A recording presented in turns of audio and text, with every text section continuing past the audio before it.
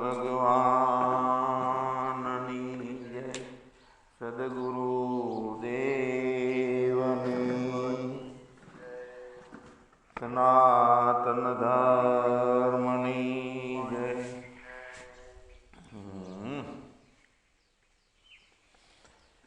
નિજ પદ પ્રભુપદ એક છે, ભેદભાવ નહીં કાંઈ. ખરની આગળ નિજ પદ પ્રભુપદ એક છે, ભેદભાવ નથી કાંઈ. એ લક્ષ થવાને કારણે કર્યા સર્વે શાસ્ત્રો સુખદાયી. હવે નિજ પદ અને પ્રભુપદ, આના માટે તો કાયમ આપણે સત્સંગ કરીએ છીએ. તો એ આમ કહીએ છીએ કે સદાય આપણી અંદર છે, આપણી સાથે છે અને આપણાથી ઓતપ્રોત છે, બે છે નહીં. તો એનો અનુભવ ની નિશાની શું છે? એવું તદ્રુપ એવું જ્ઞાન છે. એની નિશાની શું છે? કે એવું જ્ઞાન અંદર બ્રહ્મ જ્ઞાન થતાં જીવ જગત, એ જીવ જગતનું જ્ઞાન, જીવથી થયેલું અને એનો કાળ, એનો દેશ, હું અહીંયા છું, આવો છું ને આ બધું, તો એ બધું બાદ પામી જાય છે. ટૂંકમાં ટોટલી જગત ઉપર હમાર ફરી જાય છે. હવે આપણે જ્ઞાન માટેની ભૂમિકામાં જ્યારે ઈચ્છા થઈ અને અનુભવમાં આગળ વધ્યા ગયા, તો એની પૂર્વેનો આપણે તપાસ કરીએ તો ખ્યાલ આવે કે જ્ઞાન થયેલા પહેલાં સંસાર ભાવ કેવો હતો અને કેવી ભૂમિકાથી આપણું જીવન હતું. આપણો દ્રષ્ટિકોણ જ આખો જગત ભાવનો અને હું ભાવનો હતો. તો એ ભાવ છે ને, એ બધું જ્ઞાન થયા પછી અત્યારે બદલાણો કે રહ્યો કે નહીં, એનું આપણે ઊભા રહીએ અને પોતાનામાં ડોક્યું કરીએ. જો એ ભૂતકાળનો જે દેહ ભાવને બળતરાવાળો હું મારાપણાનો એ ભાવ જો અત્યારે રહે, તો સમજવાનું કે જ્ઞાન થયું નથી. મતલબ કે અહંકાર ઉપર ચોંટવાનું ચાલુ રહે, તો જ્ઞાનની નિષ્ઠામાં જે એક ધારા ઊભી થવી જોઈએ, અવિદ્યા દૂર થઈ, એ દૂર કરવાથી થતી નથી અને આત્મજ્ઞાન મેળવવાથી પ્રાપ્ત થતું નથી. આત્માને પોતાને અજ્ઞાની થવું ગમતું નથી અને એવું બનતુંય નથી, અજ્ઞાની થતો નથી. અવિદ્યાનો નાશ થાય છે, એ સહજ રીતે થાય છે અને એનું ફળ શું છે કે જૂના ભાવ ને જૂના સંસ્કારો અને જૂનું બધી ભૂમિકા હતી એ પલટી મારી જાય છે. જો ના પલટી મારી હોય તો બ્રહ્માત્મ ભાવ છે, આ બીજું કાંઈ નથી. એક બ્રહ્માત્મ દશા સતત સાતત્યથી તે મેળવી, અને કે કોઈ વસ્તુ આપણામાંથી દૂર કરીને આવતી નથી. અજ્ઞાનને દૂર કરવાનું ને જગતને દૂર કરવાનું ને કશું કાંઈ કરવાનું નથી આવતું. સત્ય ભાવ જે છે એ મિથ્યા ભાવ થઈ જાય જગતનો, અને પોતાનામાં જાણતા નથી એનામાં સત્ય ભાવ થઈ જાય. એટલે આવો એક બ્રહ્માત્મ ભાવ, તો એ જ જ્ઞાન છે. એ જ આપણને પ્રત્યક્ષ ફળ આપે છે કે નહીં, દુઃખને બળતરાઓમાં જવા દે છે કે રોકી રાખે છે, નિત્ય આનંદને મોજ ચાલુ રહે છે કે નહીં. સામે વસ્તુ પડી હોય તો એ વસ્તુનું જ્ઞાન તરત થાય છે. તો એ કેટલાય પ્રકારના જ્ઞાનો છે, પણ તે વિદ્યા નથી. વિદ્યા ઉત્પન્ન થાય કોઈ પણ વસ્તુની, એનું જ્ઞાન બહારનું જે કાંઈ ઇન્દ્રિયોથી ઊભું થયેલું જ્ઞાન ઉત્પન્ન થાય છે, એમાં કંઈક સફળતા મળે છે તો તરત મોહ દશાનો અનુભવ ચાલુ થઈ જાય. કહો તો માન, હું કાંઈક છું, મારું માન વધવું જોઈએ. તો એ મોટામાં મોટો આપણો દુશ્મન તો એ છે માન.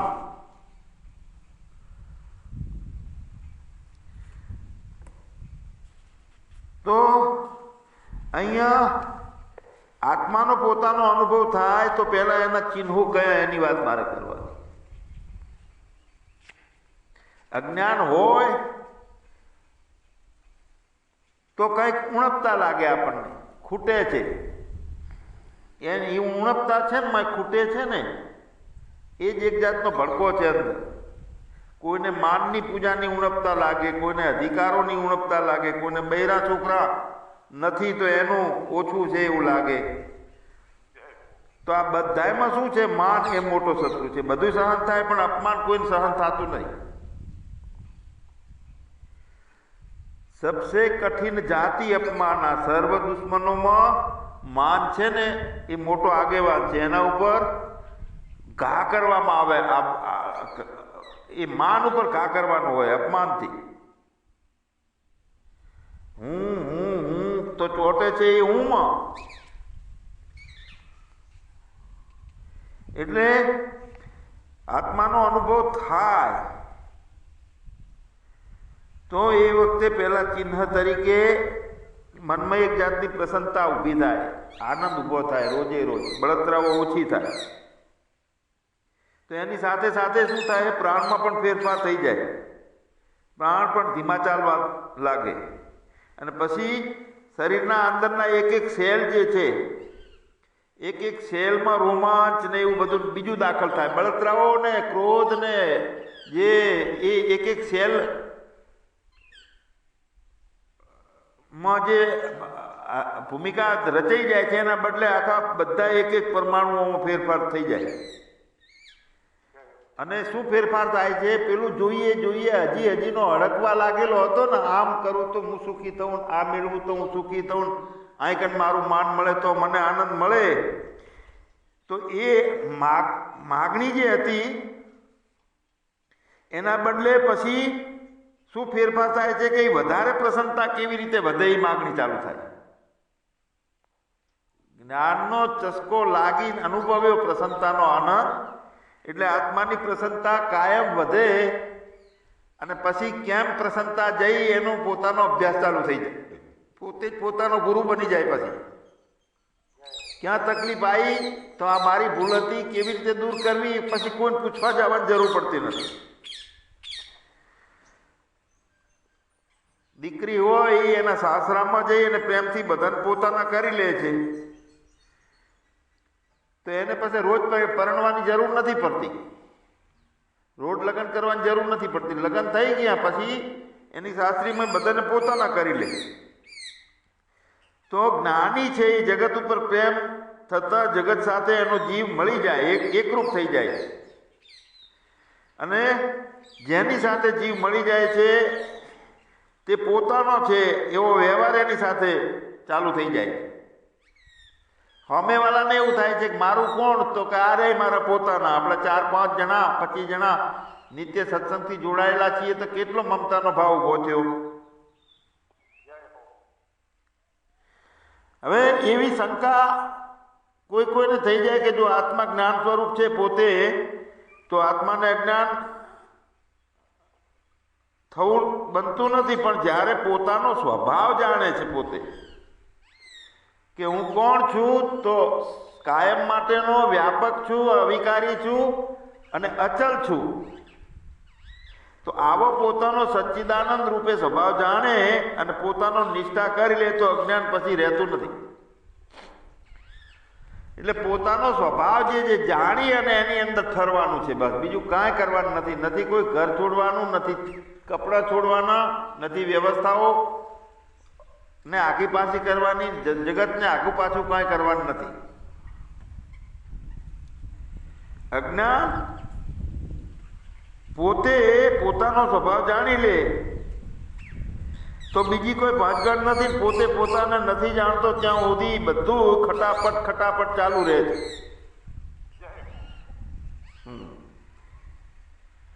તો એ અજ્ઞાનને દૂર કરવાથી દ્વૈતપણાનો જે આખો સંસાર છે ને એના ઉપરના ભાવો બધા બંધ થઈ જાય, અજ્ઞાન દૂર થાય એટલે.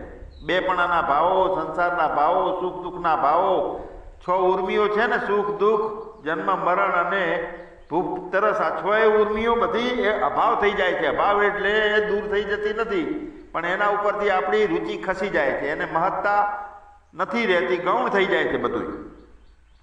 આ તો સંસારનું બધું ગૌણ નથી થયું ને, એટલે બધા બટકા ભરવા દોડીએ છીએ. આમ કરીશ તો સુખ મળશે, આમ કરીશ તો આનંદ થશે.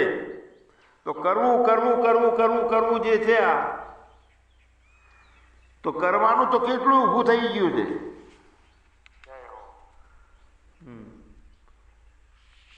કર્મ, વિકર્મ, સુકર્મ, અકર્મ, કેટલાય કર્મો થાય છે. પણ કરવાથી કોઈ મળતું હોત તો ઉપનિષદે કેવું પડ્યું કે ત્યાગે ને કે અમૃતત્વ માનશો. આ બધું પટકી દેવાનું છે, મટકી જેટલું ભર્યું એટલું.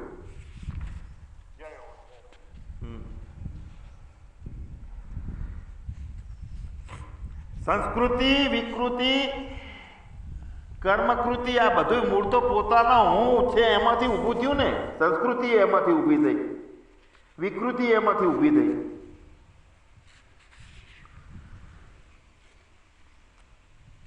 એટલે પોતે પોતાનો આત્મતત્વ ચિન્યા વગર સાધના સર્વ જૂઠી. અને પછી એક ખબર રાખવાની છે ખાસ, પોતાનો બ્રહ્મનિષ્ઠ અને ક્ષોત્રિય મહાપુરુષો જોડે સંગ થઈ ગયો, આત્મતત્વ આપણને ઓળખાઈ ગયું, એટલી ક્ષમતા ઊભી થઈ. રોજ હથોડા પડ્યા, મોતી એરણમાં વેરાય ઉપર ઘણ કેરા ગાવ, ફૂટે તો ફટકી. હવે ફૂટ્યા કોને કહેવાય? કો તો ગુરુ બની જાય, કો તો માન ને અપમાન ને હાર તોરામાં પડી જાય, કો તો વિત ભેગું કરવામાં પડી જાય, કો તો કંચન કામિની આ બધા પડી જાય. એ ફૂટ્યા કહેવાય. હવે પોતાનો અનુભવ અધૂરો રહ્યો અને બુદ્ધિમાં બોધ થઈ જાય તો એ બીજાને બુદ્ધિમાં બોધ ઉતારી કે પોતે અનુભવ્યું નથી અને બીજાના અનુભવમાં કેવી રીતે ઉતારી શકે. એટલે પોતાના ડાપણે પછી બધું ચાલતું થઈ જાય. આત્મતત્વની ઓળખ થઈ તો પછી ઠરવાનું થઈ જાય. બનવાનું, ઉકળવાનું ને પાગરવાનું થતું નથી. પિંડ અને બ્રહ્માંડની અંદર રમતી રહેલી દશા તો અજ્ઞાનીની હતી આપણે. એનાથી પિંડ બ્રહ્માંડથી પાર પરમેશ્વર ત્યાં જઈને ઘર કર્યું, આત્મતત્વ ઓળખાવ્યું જેણે, તે જોઈને ચિત્ત ઠર્યું. પિંડ બ્રહ્માંડની પાર એટલે કરતા ભોગતા રહિત પણ. જન્મ નથી, હું નથી, મારું નથી, કરતા ભોગતા નથી, જન્મ નથી. જો આપણું જે લક્ષ્ય છે એ પોતાના સ્વરૂપમાં ઠરવાનું છે, એના બદલે લક્ષણમાં જતા રહીએ બીજાના. તમે અજ્ઞાની છો, અમે જ્ઞાની છીએ, અમારી પૂજા કરો, અમારો ખર્ચો આલવો પડે, અમને ગાદી તકી આલવા પડે, અને અમે જે સારું નબળું જે કહીએ એ તમારે સાંભળવું પડે, અમે જવાબ નહીં આલવાનો. એનો રોપ ચડે, પોતાનું લક્ષ છૂટી જાય અને બીજાના લક્ષણ જોવાનું ચાલુ થઈ જાય.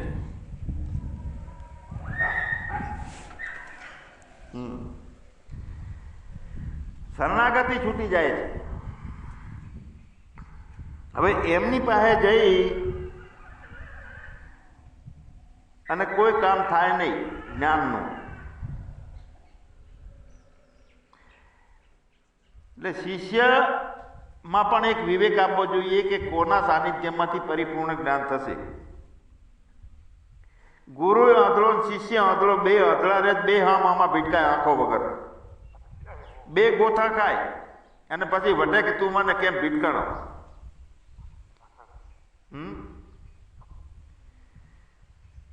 તો જેમ આ દેહની કિંમત છે, જીવ છે ત્યાં સુધી છે, અને જીવ નથી તો આ દેહને કોઈ ઘરમાં રાખતું નથી. એમ બ્રહ્મનિષ્ઠા વગરનો, લક્ષ્ય વગરનો ગુરુ છે ને એ પેલા જીવ વગરના દેહ જેવો છે, નકામો. વાંજણી ગાય હોય તે દૂધ ના હાલે, પણ વાંજણી ગાય છે તો હવે મિલી તો ના આવે ને, એટલે આખી જિંદગી એની સેવા કરો, દૂધ નહીં મળે, કરો સેવા. એમ બ્રહ્મનિષ્ઠ અને ક્ષોત્રિય ગુરુની આખી જિંદગી સેવા કરવાની, પછી જ્ઞાન ના મળે.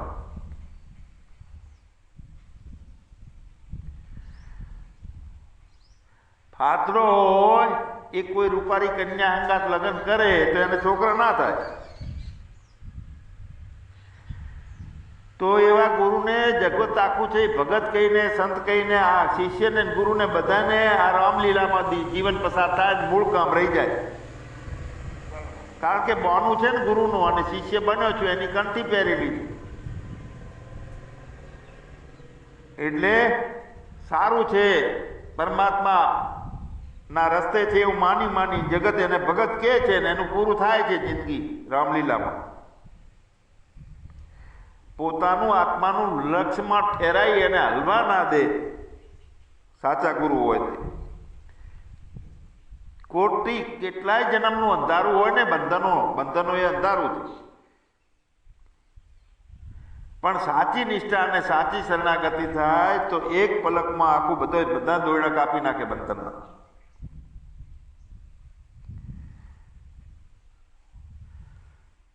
એટલે વિવેક જે છે, વિવેક વગર બધા આંધળા છે. ગુરુ આંધળો, શિષ્ય આંધળો.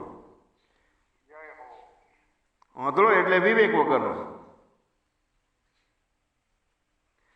અને જેનો આગેવાન આંધળો હોય એની પાછળ લશ્કર આંધળો હોય તો બધું કૂવામાં પડે. એ આગેવાન કૂવામાં પડ્યો એટલે પાછળના બધા કૂવામાં. આંધળો એટલે વિવેક વગરનો, કૂવો એટલે આ દેહરૂપી સંસાર.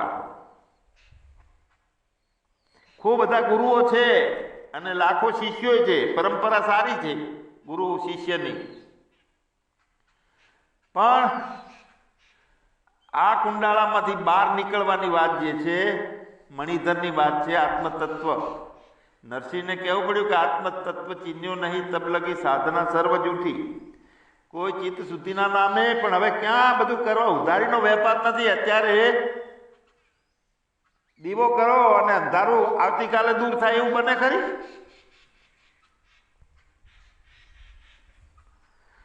તો વિવેક વગરનો ગુરુ પોતે ડૂબેલો હોય છે, બીજા બધાને ડૂબાડે છે, ને આ બધું ચાલે છે.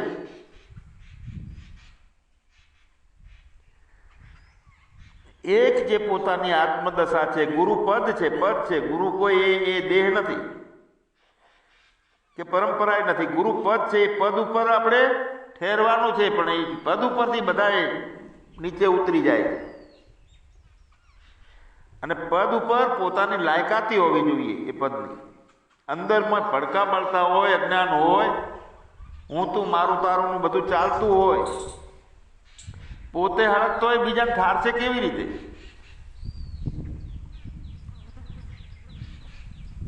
અને એ કયા ભડકા હોય છે? ફૂટે છે માનની, પૂજાની, પૈસાની.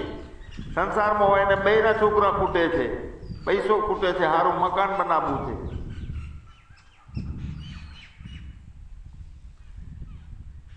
એટલે આ બધી શિષ્યની અને ગુરુની બધી ઠગબાજીના ધંધા ચાલે છે. બેઠો તે તું શિષ્ય અને આ બેઠો તે હું ગુરુ. બે જગતમાં ડૂબે છે. ઘરે ઘર, કેટલાય ગુરુ, કેટલાય કેલા, બધા નરકમાં ઠેલમ ઠેલા.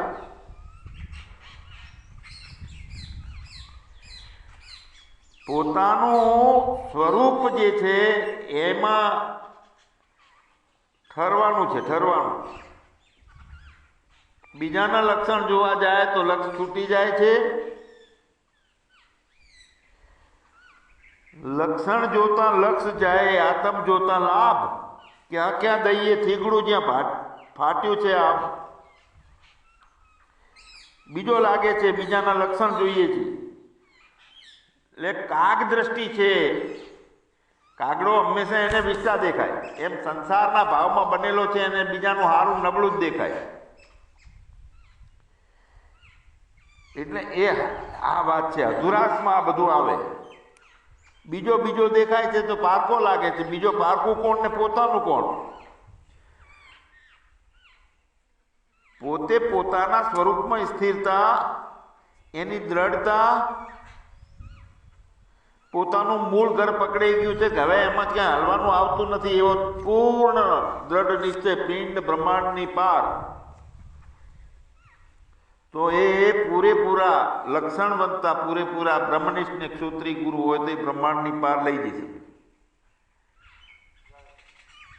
પણ જગત આ બધો બહારનો વ્યવહાર ને બહારનું બધું જોઈ જઈને ભૂલવાઈ જાય છે. ટીલના ટપકા ને સારા કપડા, મોટી માળા અને 4-5 મોરે બાપુ આયા, ગુરુદેવ આયા, એવા ટટ્ટુ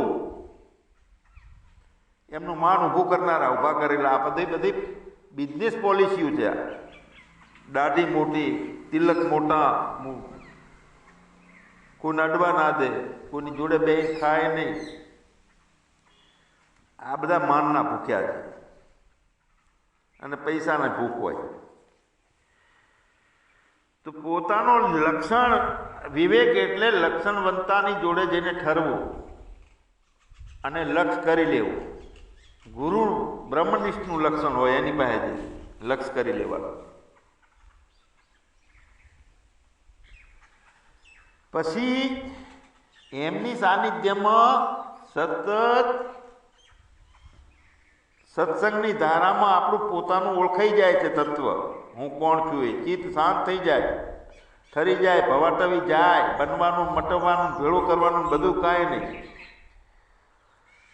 અને આવી સ્થિરતા હોય તો પછી અશાંતિ કોણ આલી કે આપણને?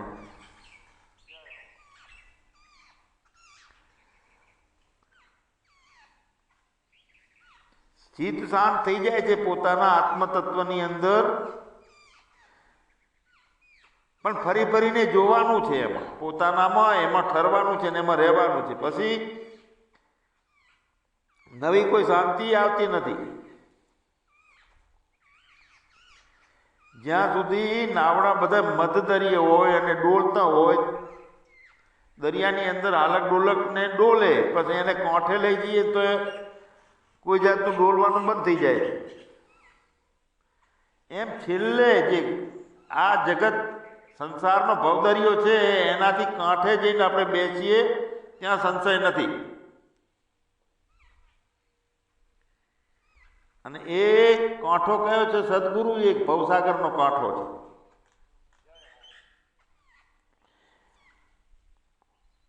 પણ પેલો ફૂલ એલર્જન જે હોય એનો જે અજવાળું હોય એના બદલે દિવેલનું ચોખ્ખું અજવાળું હોય ને, દિવેલના દીવાનું, એવું થઈ ગયું અત્યારનું ગુરુપદ.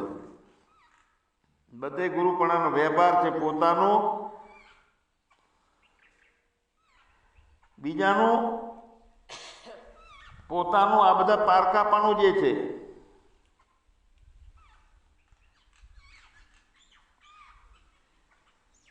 તો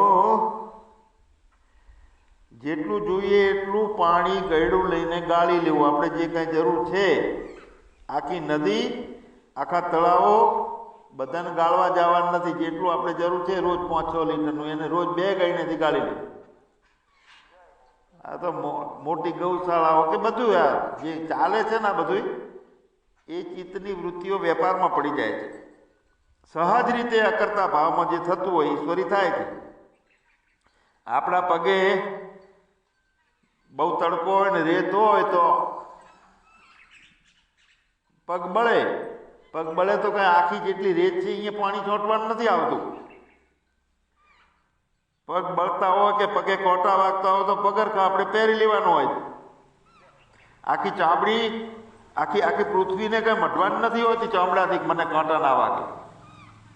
એ તો ચામડાની ઉપર આવીને પડે કાંટા. પોતે પોતાનું કરી લઈએ આપણે.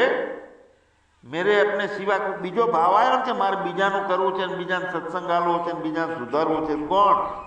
શંકરાચાર્ય, મહાવીર, ઈસુ ખ્રિસ્ત, પેગમ્બર જે થઈ ગયા બધા મહાન લોકો, એમને ઉપદેશ તો ઘણો આપ્યો છે. પણ જગત એથી કંઈ સુધરી ગયું? અત્યારે કેમ જરૂર પડી ઉપદેશની? તો ભાઈ વ્યાસે, વશિષ્ઠે કોઈ બાકી રાખ્યું નથી. ઉપનિષદો કેટલા રચ્યા છે. તો જગત કાંઈ સુધરતું નથી, જગત સુધરવાનું નથી. એટલે વ્યાસ ભગવાને તો વશિષ્ઠે એમણે તો કીધું કે અમે હાથ ઊંચા કરી કરીને કહીએ છીએ, કોઈ અમારું સાંભળતું નથી. જગત તો આમ જેમ પહેલું ચાલતું હતું એમ જ અત્યારે ચાલવાનું, ભવિષ્યમાં ચાલતું રહેશે. આ કોરોના આવ્યો ને કેટલા જણાને થોડાક ટેમ્પરરી શાંત થયા, પછી પાછું ઊભું થઈ જાય. આ ઉભરો છે, દૂધ હોય 500 ગ્રામ પણ આખું ઉભરાય એટલે 3 કિલો જેવું થાય, નીચે ખાલી હોય.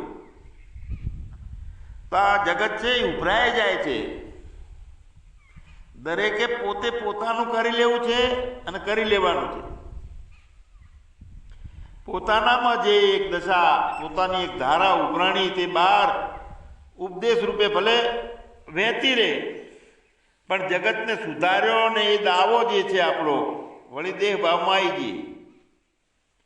એનું કારણ શું કે કેટલાય જન્મારાઓથી બુદ્ધિ બીજાના ચોંદા જોવાથી ટેવાયેલી હોય ને, કાગડાની જેવી બુદ્ધિ.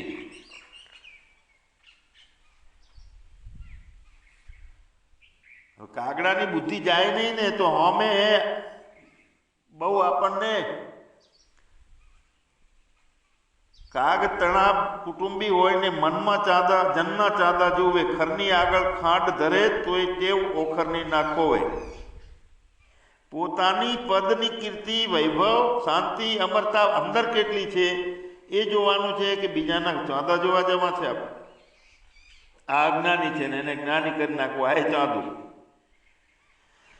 તો સુખી થવાનો એક જ રસ્તો છે કે આ બળતામાંથી બહાર નીકળવાનું છે. જે આની વાત ના સમજ્યો તે ડફોળ કહેવાય. આ બધું બળતાઓ હું ને બુદ્ધિ ને વ્યવહાર ને જાગ્રત અવસ્થામાં દેશકાળને લઈને જેટલું ચાલે છે, તો એમાં પોતાનો નિત્ય ભાવ છે ને, અહમ અસ્મિ પરબ્રહ્મ, એ ભાવ કરવાનો નથી. એ ભાવ કાયમ રહે અને ન્યુટ્રલમાં બધું પકડાય. ન્યુટ્રલમાં આખું જે કામ થતું એ થતું જાય. જો એની અંદર પેઠા તો એક બળતા ઘરમાં પડ્યા. હવે આ બળતા ઘરમાંથી બહાર રહેવાનું. જો ગાફેલ રહીએ તો માર ખાવાનું થાય છે. આ સુરાનો દેશ છે, પુરાનો દેશ છે. અને સુરા અને પૂરા ઘરમાં બેહી નથી રહેતા, રણે ચડે છે. રણ ચડવાની આવી આ રીત છે આ સુરાપુરાની. રણમાં લડવા માટે ગયા હોય પછી લડતા લડતા ભય ના આવે એને તો કાપા કાપી જોઈએ.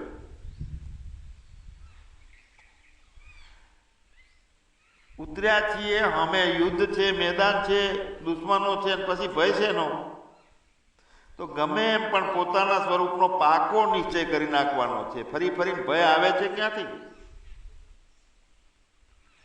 એટલે જે કરવાનું છે તે આજે કરી લો, કાલે કોઈ ઉધારો નહીં. જેણે આજના કરી લીધા કામ તે ફાયો કાલ ઉપર રાખ્યા ને તે ગવાયો. કારણ કે કાલ કોઈ દિવસ આવી જ નથી. અમને ઘણા કહે કે ગુરુદેવ અમને મળવા આવવું છે. મેં કીધું આવો, તરત નીકળી જાઓ, હેડો. કે ના હવે શાંતિથી અમે આવશું. પછી થતું જ નથી. જીવન આખું અંધારામાં અંધારામાં આખું જીવન બુજાઈ જાય છે, અંધારા ભેગું. સચ્ચિદાનંદ ભગવાનની જય. સદગુરુ દેવની